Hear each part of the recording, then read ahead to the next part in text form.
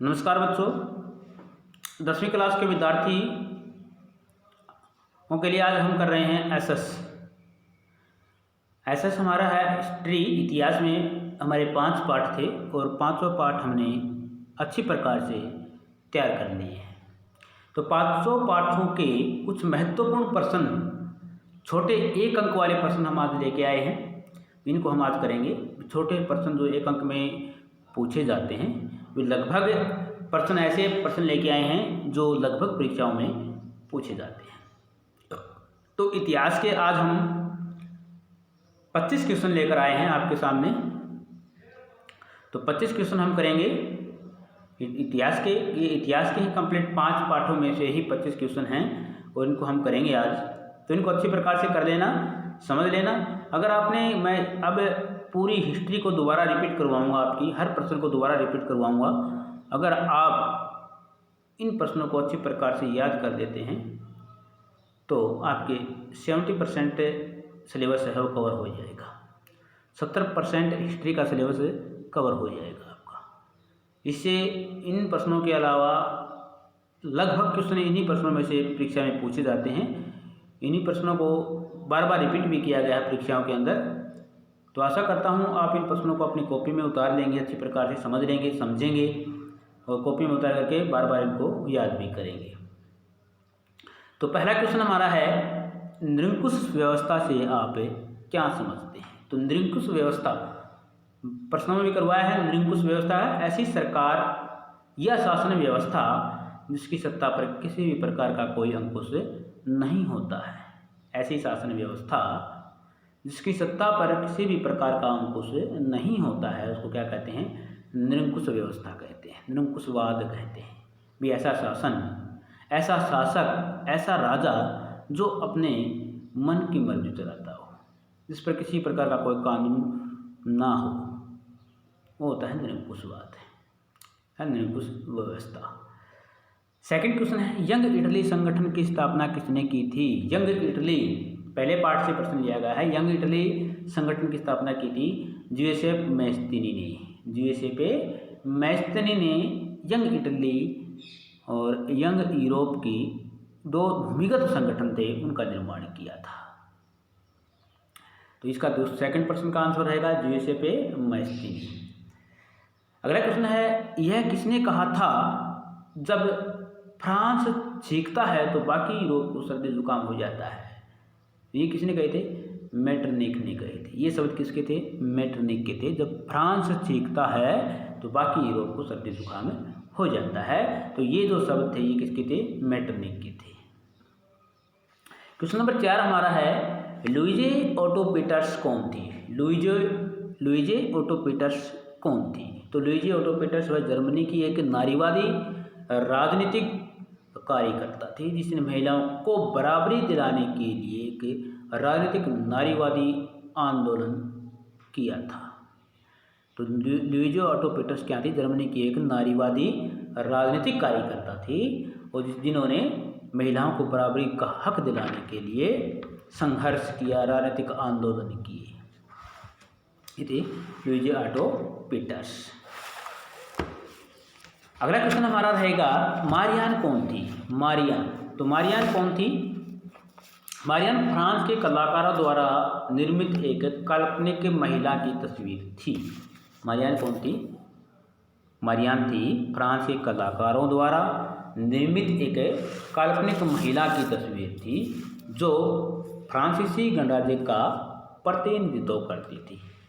उन्होंने प्रतीक के रूप में फ्रांस के अंदर मारियान थी, जर्मनी के अंदर जर्मनिया थी, ठीक है ना, भारत के अंदर भारत माता है। इसी प्रकार से इन्हें महिला का रूप दिया, एक नारी का रूप दिया और उसको देश का प्रतीक माना।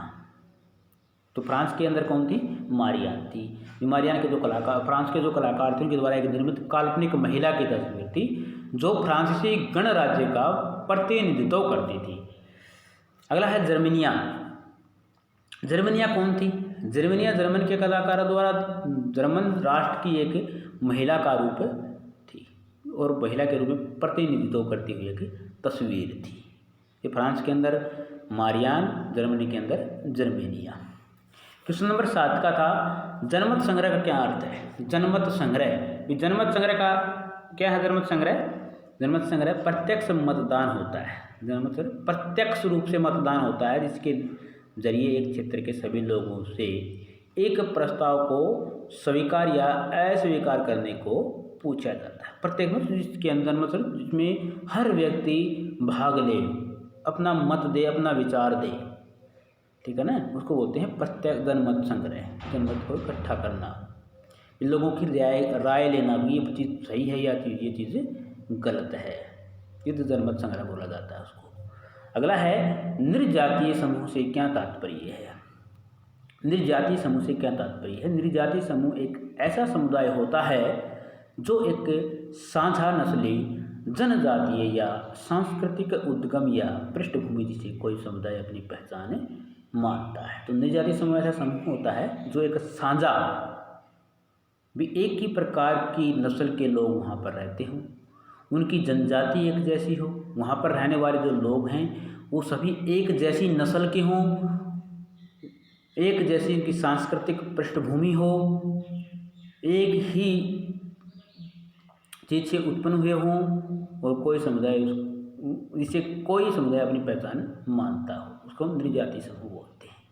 भी जहाँ पर जो लोग रहते हैं और जो लोग रहते हैं वो एक ही नस्ल के हों, उनकी सांस्कृतिक विशेषताएँ के हों, उनके त्यौहार, हर प्रकार के रीति रिवाज, सांस्कृतिक विशेषताएँ एक जैसी हों, तो उसको बोलते हैं निर्जातीय समूह बोलते हैं।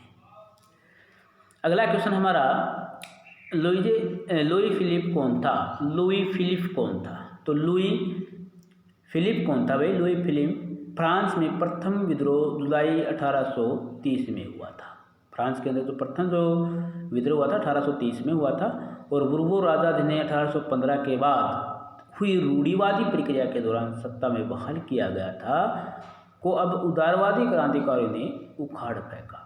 उसकी जगह एक संवैधानिक राजतंत्र स्थापित किया गया जिसका अध्यक्ष लुई फिलिप था।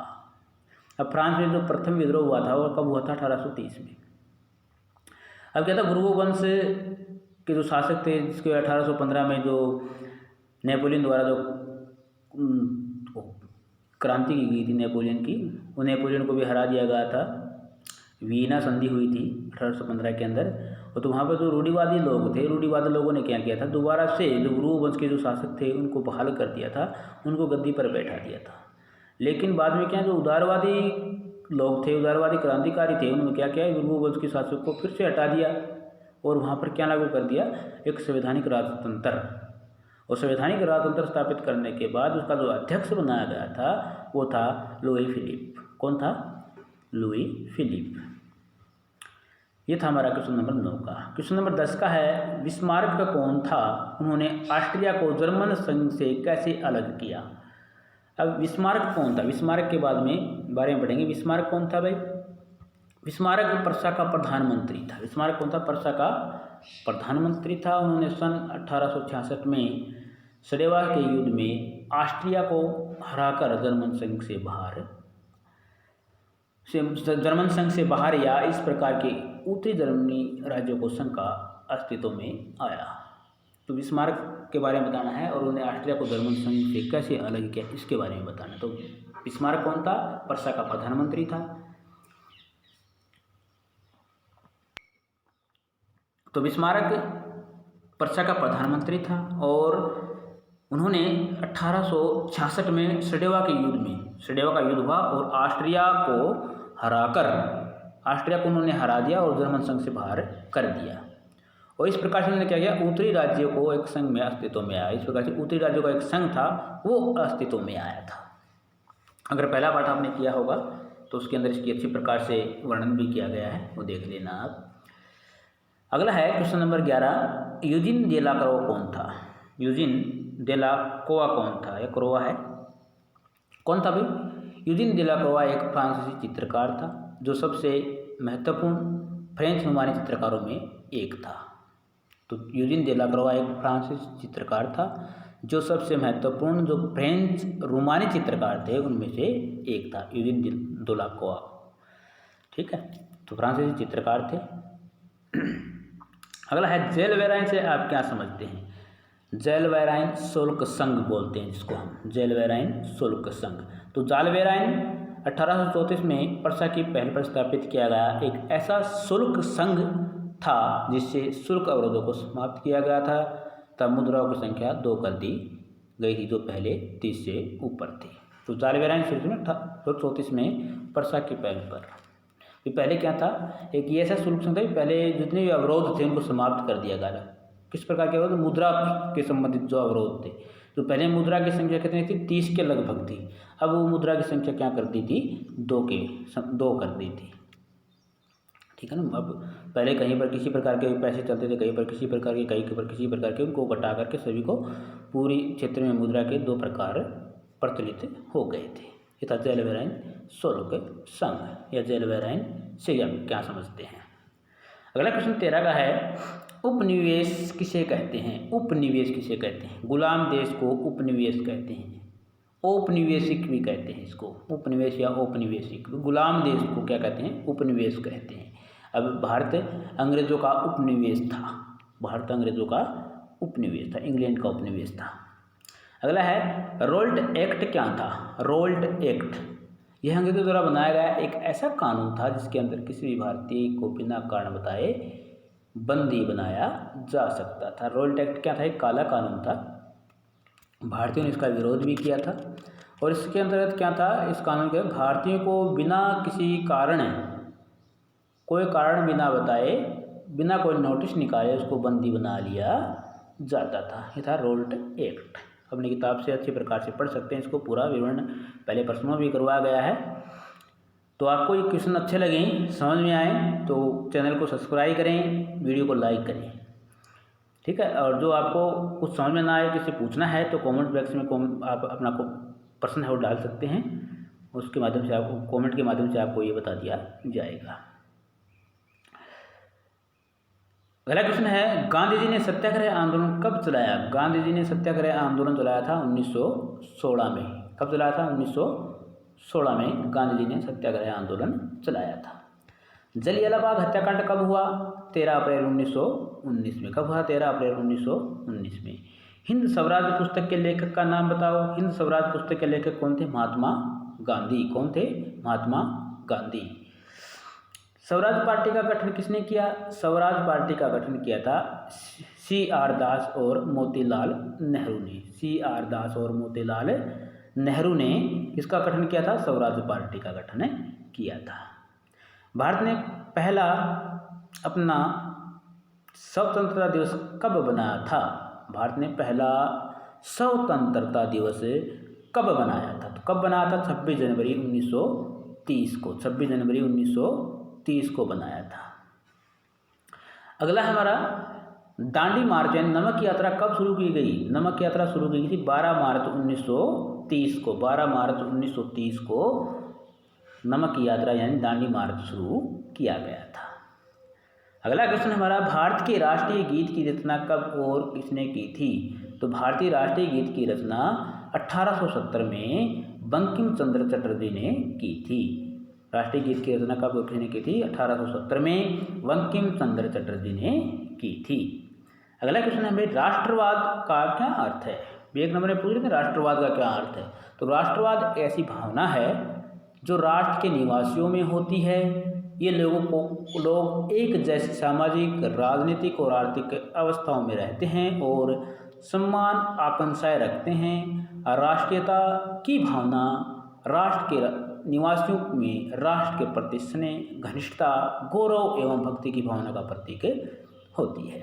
तो राष्ट्रवाद क्या होता है कि ऐसी भावना जो राष्ट्र के निवासी होते हैं उनमें एक ऐसी सामाजिक, राजनीतिक, आर्थिक अवस्थाओं में रहते हैं जहाँ सम्मान आकांक्षाएं होती हैं, लोगों की एक जैसी चाहत होती है, एक जैसी बातें होती हैं। और राष्ट्रीयता की भावना राष्ट्र के निवासियों में राष्ट्र के प्रति स्नेह, घनिष्ठता, गौरव एवं भक्ति की भावना का प्रतीक है। क्वेश्चन नंबर 22 और क्वेश्चन नंबर 23 देखिए, रोल्ट एक्ट अंग्रेजी सरकार के लिए कैसे सहायक था, या फिर रोल्ट एक्ट को काला कानून क्यों कहा गया। एक नंबर में पूछा गया था, थोड़ा बड़ा पूछ लिया गया है यहाँ पर। रोल्ट एक्ट क्या है देखिए, रोल्ट एक्ट अंग्रेजों द्वारा भारत को अंग्रेजी सरकार ने भारत में विरोधी राजनीतिक गतिविधियों को कुचलने और राजनीतिक कैदियों को 2 साल तक बिना मुकदमा चलाए जेल में बंद रखने का अधिकार मिल गया था। अंग्रेजों के लिए सहायक और भारतीयों के लिए अन्यायपूर्ण इस कानून को काला कानून कहकर पुकारा गया था। तो क्या था ये रोल्ट एक्ट? रोल्ट एक्ट क्या था? भारत में जो अंग्रेजी सरकार थी उसने भारत की जो राजनीतिक गतिविधियां थी उनको समाप्त करने के लिए, भारत के जो राजनीतिज्ञ थे, देशभक्त थे, क्रांतिकारी थे, जो देश में लोगों को अंग्रेज़ों की जो करतूतें थी उनके बारे में बता रहे थे, तो उनको कुचलने के लिए, उन गतिविधियों को बंद करने के लिए भारतीय जो राजनेता थे उनको 2 साल बिना मुकदमा चलाए जेल में बंद करने का अधिकार है उनको मिल गया था। तो अंग्रेजी सरकार के लिए तो ये कानून फायदेमंद था, लेकिन भारतीयों के लिए यह कानून अन्यायपूर्ण था, इसलिए इसको काला कानून भी कहा गया था। तो ये था हमारा रोल्ट एक्ट। अगला है 24 का क्वेश्चन, देशी खर्च या होम चार्जेस क्या था? देशी खर्च या होम चार्जेस।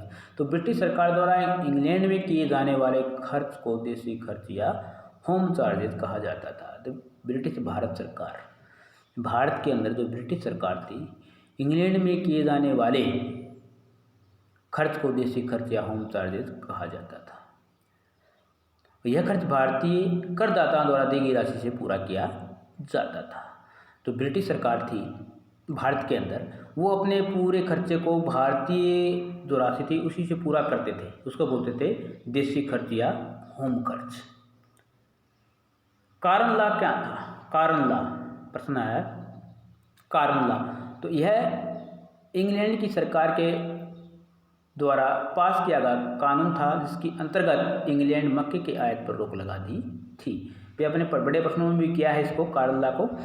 तो इंग्लैंड में मक्के के आयात पर प्रतिबंध लगा दिया था, मक्का का आयात पर रोक लगा दी थी, इसको बोला कारण लॉ।